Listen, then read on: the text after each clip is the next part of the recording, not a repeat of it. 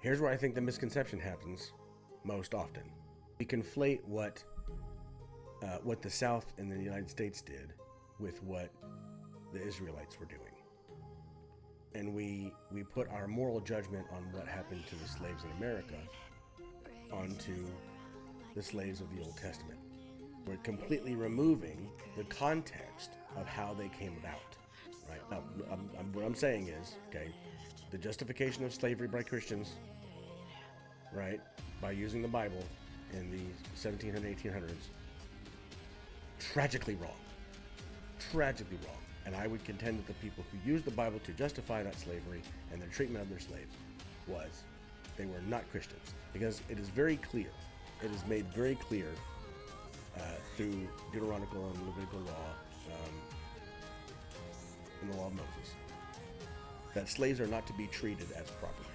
They're to be treated as people. They can be considered as property, but they are not to be treated as property, right? And it says very clearly all throughout the Deuteronomical and Levitical law, right? You cannot abuse a slave. If you do abuse a slave, there will be a fine that you pay. If you kill a slave unjustly, you will die. The penalty is death. Right? It was very expressly written that slaves were not to be treated as cattle. They were to be treated as human beings. Right? The reason we know that, or the reason in my mind, the reason God said that is because He did indeed in Genesis say that He made us in His image. We are an image of Him.